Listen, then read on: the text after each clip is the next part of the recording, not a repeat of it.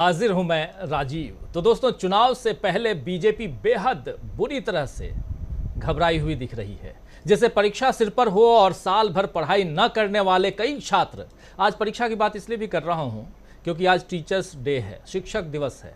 तो उस तमाम शिक्षकों को शुभकामनाएं देता हूं, बधाई देता हूं और आशीर्वाद चाहता हूं। हमारे भी कई शिक्षक और हमारे इस कार्यक्रम में भी एक शिक्षक महोदय शामिल होंगे अभी थोड़ी देर बाद, जब उनसे परिचय आपका करवाऊंगा। तो सबको बहुत बहुत शुभकामनाएं। और अब इस चर्चा को आगे बढ़ाते हैं। और जैसा अभी कह रहा था मैं कि परीक्षा में साल भर पढ़ाई न करने वाले कई छात्र अच्छे नंबर पाने के लिए अंधविश्वासों का सहारा भी कई बार लेते हैं। कुछ वैसा ही हाल बीजेपी का दिख रहा है।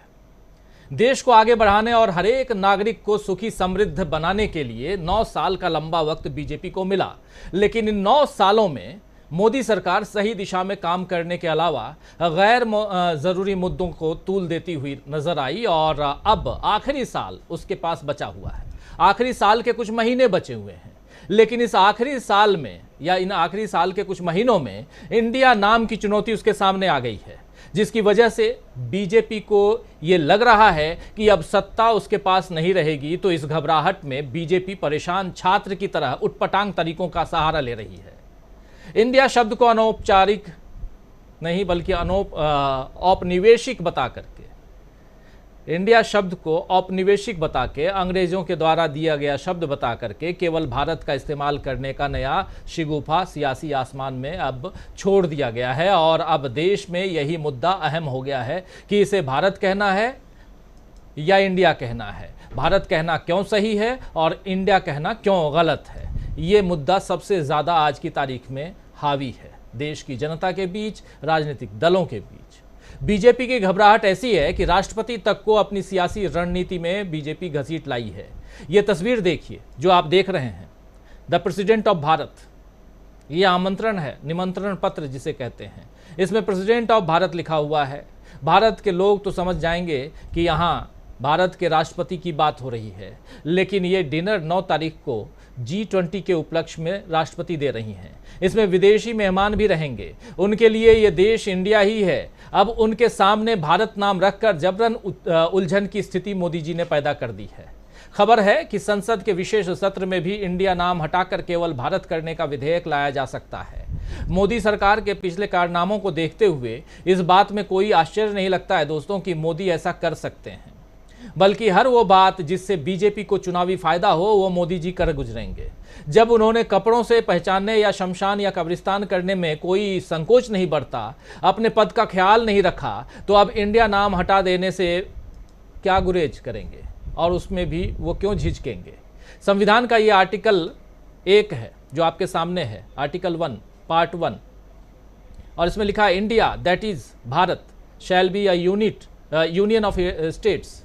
तो ये जो है दैट इज़ भारत, ये यूनियन ऑफ स्टेट्स, यानी कि आप भारत कहिए या इंडिया कहिए। फिर भी मोदी जी और उनके नेता अब इंडिया को औपनिवेशिक दास्ता का प्रतीक बता रहे हैं, इसे अंग्रेजों की गाली कह रहे हैं। अगर औपनिवेशिक निशानियों से छुटकारा चाहिए तो क्या मोदी जी देश से अंग्रेजी भाषा का नामो निशान मिटा सकते हैं? क्या बीजेपी के नेता अंग्रेजी बोलना बंद कर देंगे? अपने बच्चों को अंग्रेजी स्कूलों में भेजना बंद कर देंगे? विदेशी कॉलेजों में भेजना बंद कर देंगे? जाहिर है ऐसा कुछ भी नहीं होगा। आज पढ़ाई लिखाई की बात तो शिक्षक दिवस से पहले ही कह दिया, इसलिए भी ज़रूरी है उसी हिसाब से समझने की कोशिश करें। तो जाहिर है ऐसा कुछ भी नहीं होगा। लेकिन चुनावी फायदे के लिए देश का नाम बदला जाएगा और जनता को राष्ट्रवाद की घुट्टी नशे की तरह पिला दी जाएगी। खैर, बीजेपी को तो केवल और केवल जीत हासिल करने से मतलब है ताकि सत्ता उसे मिल सके। इसीलिए कभी राहुल गांधी और प्रियंका गांधी के रिश्ते को बदनाम करना, कभी सनातन धर्म के नाम पर बवाल खड़ा करना, कभी एक देश एक चुनाव का मुद्दा खड़ा किया जा रहा है। लेकिन अब तो हद हो गई है दोस्तों, जब देश का नाम बदलने में बीजेपी लग गई है। अभी तो राष्ट्रपति जी ने अपने निमंत्रण पत्र में जो लिखा है उससे बता दिया है कि देश को उनकी सरकार किस दिशा में ले जा रही है। उनकी सरकार, ये राष्ट्रपति की सरकार है, आप जानते हैं ना। कोई भी राष्ट्रपति ही अपनी सरकार को जो है आगे बुलाती है, और ये राष्ट्रपति के द्वारा चुनी हुई सरकार, चुनी हुई जनता की, लेकिन मनोनीत राष्ट्रपति के द्वारा। इसलिए यहाँ राष्ट्रपति की सरकार उनकी सरकार कह रहा हूँ। और इसी मुद्दे पर आज खासकर जब वो लिख रही हैं कि द प्रेसिडेंट ऑफ भारत, तो आखिर क्या ज़रूरत थी यहाँ इंडिया से भारत बनाने में। हिंदुस्तान का संविधान article 52 the president of India लिखता है और भारत का राष्ट्रपति, कोई फ़र्क नहीं है। आर्टिकल 52 भी आपके सामने पेश करूंगा थोड़ी देर में। तो ये तमाम चीज़ें हैं, ये तो पार्ट 1 है आर्टिकल का 1 का। तो इसी मुद्दे पर आज कुछ विपक्षी नेताओं के बयान भी सामने आए हैं। कांग्रेस सांसद गौरव गोगोई से बात की हमारी सहयोगी निकिता मिश्रा ने आज। गौरव गोगोई ने क्या कुछ कहा इस मुद्दे पर। गौरव गोगोई आजकल खूब चर्चा में हैं। आप जानते हैं कि गौरव गोगोई पिछले दिनों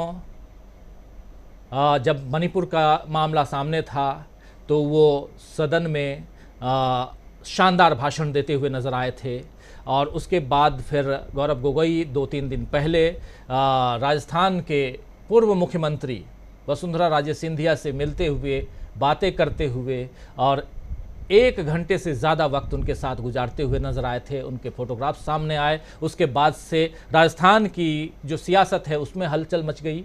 लेकिन आज उन्होंने डीबी लाइव से बात करते हुए क्या कुछ कहा है इसी मसले पर, सुनिए ज़रा।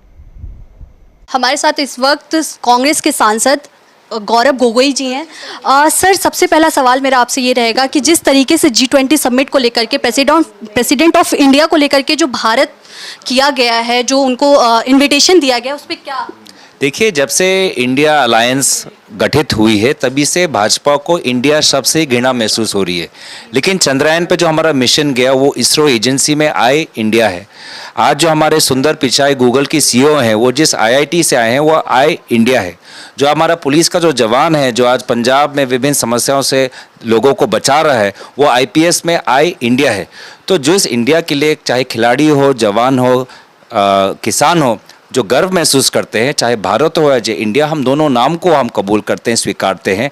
आज उसी से सिर्फ राजनीतिक रूप से आज भाजपा देख रही है और घृणा महसूस करिए, दूरी महसूस करिए, उसी में उनकी जो डर है इंडिया अलायंस के प्रति साफ साफ झलकती है। सर, क्या ये इस वजह से हुआ है कि इंडिया अलायंस का नाम इंडिया रखा गया है, इस वजह से बदलाव किए जा रहे हैं? हाँ जी, इसलिए हुआ है, यही मैंने आपको अभी कहा है। क्या स्ट्रैटेजी होगी स्पेशल सेशन को लेकर के? सर, पहले सत्र में देखें, पहले एजेंडा तो बताएं, पारदर्शी होने के नाते सबको सामने बताएं कि क्या उनकी लाना क्या चाहती है। अभी तक तो हर दिन कोई नया नया बातें आपके द्वारा हमको मिलने के लिए सुनने में आ रहा है, पर आज भाजपा, शायद भाजपा के मंत्री स्वयं नहीं जानते कि क्या होने वाला है सत्र में। तो खुद भाजपा के मंत्री नहीं जानते हैं कि इस सत्र में होने क्या जा रहा है, लेकिन सत्र में बहुत कुछ होने जा रहा है इसका अंदेशा सबको है। और आज एक नया बलून जो है वो छोड़ दिया गया है और नाम है इंडिया बनाम भारत। इस पर ममता बनर्जी ने अपने चिर परिचित अंदाज में अपनी बातें रखी हैं। बंगाली में है, आप लोग समझ सकते हैं, लेकिन यहाँ भी भारत बनाम इंडिया की बात हो रही है। सुनिए जरा। আর আজকে আমাদের কাছে পদে পদে বাধা বলে দিচ্ছে এডুকেশন ডিপার্টমেন্ট রাজ্য সরকারের হাতে থাকবে না। আজকে তো ইন্ডিয়ার নাম চেঞ্জ করে দিচ্ছে আমি শুনলাম। মাননীয় রাষ্ট্রপতির নামে যে কার্ড হয়েছে G20 লাঞ্চে না ডিনারে, তাতে লেখা আছে ভারত বলে। আরে ভারত তোমরা বলি, এতে নতুনত্ব কি আছে? ইংরেজিতে বলি ইন্ডিয়া, ইন্ডিয়ান কনস্টিটিউশন, হিন্দিতে বলে ভারত কা সংবিধান। ভারত তো আমরাও বলি, মনে নেই? ভারত আমার, ভারতবর্ষ স্বদেশ আমার স্বপ্ন গো। কিন্তু নতুন করে কিছু করার নেই। কিন্তু ইন্ডিয়ার নামটা নামে সারা বিশ্ব চেনে। হঠাৎ এমন কি হলো আজকে দেশের নামটাও চেঞ্জ হয়ে যাবে? কবে কবি ঠাকুরের নাম চেঞ্জ হয়ে যাবে? বিশ্ব तो कह रही हैं यहाँ ममता बनर्जी की पूरी दुनिया जो है इंडिया नाम से हमारे देश को जानती है और आप पूरे इसी को बदल रहे हैं। कैसे देश की पहचान बढ़ेगी, ये बात यहाँ ममता बनर्जी कह रही हैं। लेकिन उधर बिहार में उप मुख्यमंत्री तेजस्वी यादव ने क्या कुछ कहा है, इस पर जरा वो भी सुन लीजिए। पहले मोदी जी जो है वोट फॉर इंडिया भाषण आप सब लोगों ने सुना होगा मोदी जी का, vote for India, vote for India. अब काहे का डर है भाई? इंडिया नाम से ये डरे हुए क्यों है? ये साफ यही ना दिखाता है कि मोदी जी इंडिया गठबंधन से डरे हुए हैं।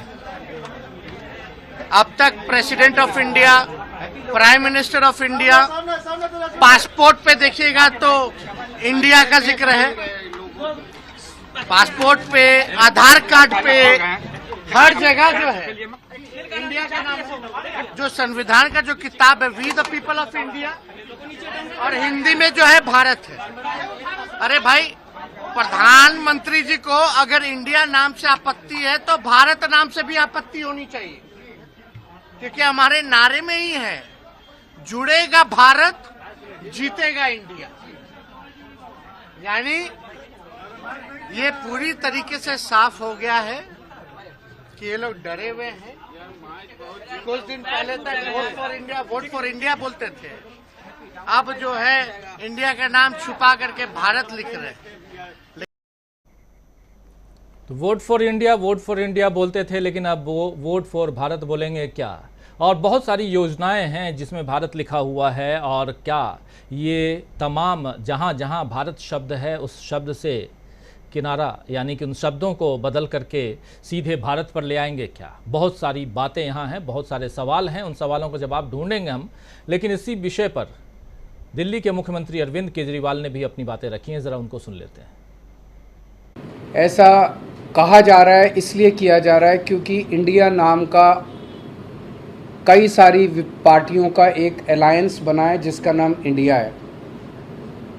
तो अगर किसी पार्टियों का अलायंस इंडिया बन जाता है तो वो देश का नाम बदल देंगे। देश तो 140 करोड़ लोगों का है, किसी एक पार्टी का देश थोड़ी है। कल मान लीजिए इस इंडिया अलायंस ने अपना नाम बदल के भारत रख लिया, तो फिर भारत भी बदल देंगे।